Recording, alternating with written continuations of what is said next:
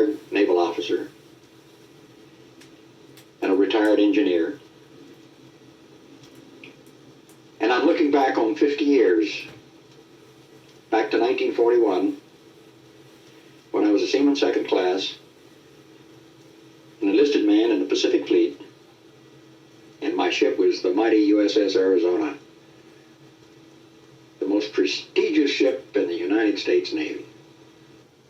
Saturday, December the 6th, we had captain's inspection that morning, and fortunately my spaces were cleaned. I was a striker in the navigator's office for yeoman, which was a Navy term for ship's clerk. And I passed the inspection, caught the noon Liberty boat, and went over to do my Christmas shopping. Came back at 1 o'clock in the morning. All Navy men below the grade of Petty Officer First Class had to be back aboard at 1 o'clock. Everybody else, the first class chiefs, officers, could stay overnight, have overnight liberty. But being a seaman second class, I had to come back aboard, and I was. Next morning, I got up, had breakfast in the cruise spaces, and since I had been ashore on Saturday, the mail had arrived, and so I went up to the navigator's office, which was on the boat deck, where they stored all of the ship's boats while the Arizona was at sea, to read a mail, and was there when I heard the air raid alarm go off. What the devil, air raid alarm? I stepped out onto the boat deck and looked aft over our fantail, our stern, and over the Nevada came a Japanese plane. You could tell it was Japanese, had a great big red meatball on the side of the fuselage.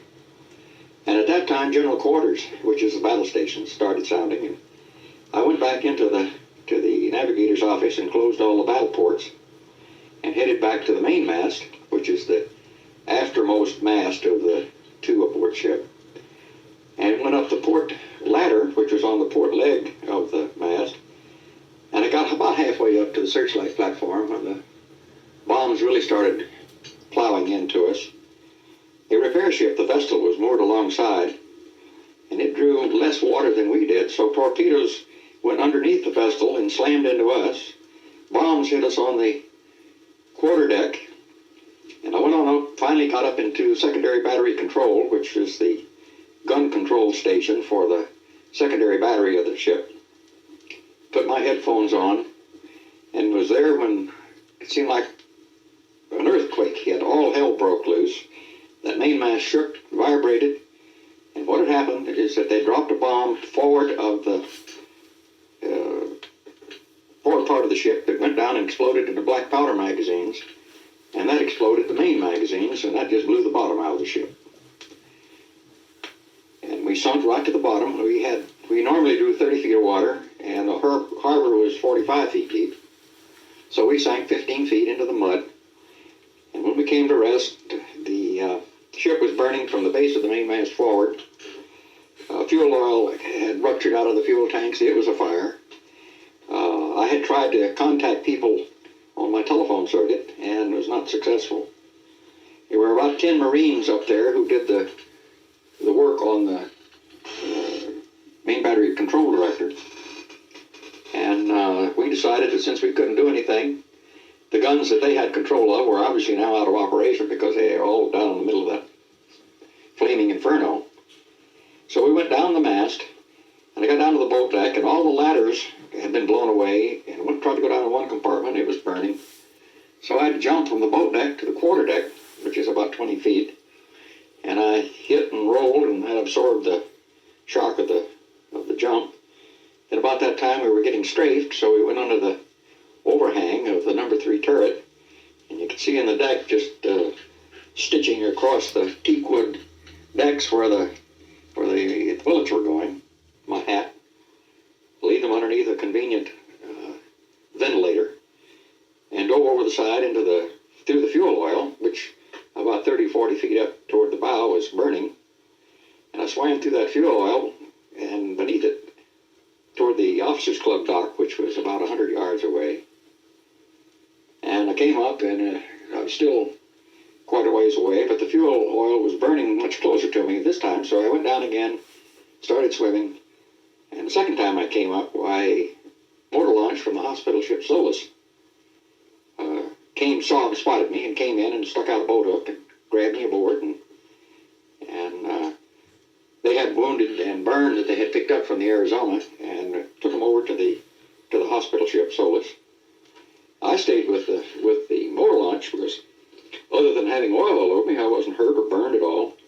So I stayed with them and helped them go around searching, picking up other sailors from the water.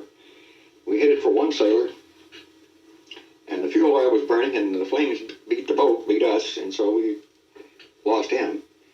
We went over to the West Virginia, and it was burning, and it was on the bottom. And we hauled off a bunch of sailors from that.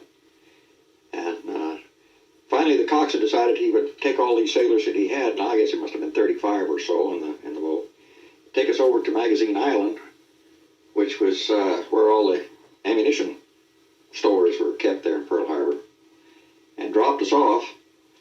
And he dropped me off, and a gunner's mate came and took his undershirt off, his skivvy shirt, gave that to me to wipe my eyes and my face and my mouth with. I was completely covered with fuel oil. Then they had me strip off all of my clothes that I had on, which was tropical uniform, white shorts, which were now nothing but oil. And they gave me a pair of dungarees to put on. And since I couldn't find any shoes, so I wrapped my feet in rags. And that's how I stayed the rest of the day. And finally I got to, they had to turn me over to the mine school people, and I stayed with the mine school people that night. And then the next day, I went over to the receiving station, and by that time they had emergency personnel desks set up, and painted above each desk was the name of a ship, USS Tennessee, West Virginia, Arizona. So I went over to the Arizona desk and identified myself, and they had me on the known dead list. So I told them that no, reports of my death were greatly overrated. Of course, I didn't say that. I said, nope, I'm alive. So they let me fill out a card, which my folks didn't get until late February, that said that I was okay. So at 7:55, here they came.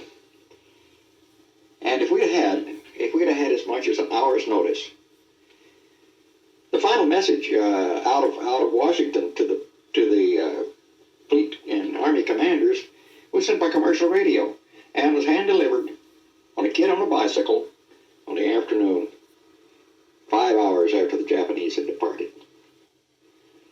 But that was Pearl Harbor, and over the 50 years that's passed, I have come to some definite conclusions as to the reason for Pearl Harbor.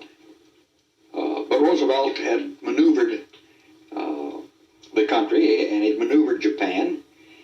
His strategy, as I see it now, is to get Japan to attack us, because Japan, Italy, and Germany had a tripartite pact, the Axis Pact. And if Japanese attacked us, that would give Roosevelt the reason to go into Europe and fight alongside Britain and Hitler.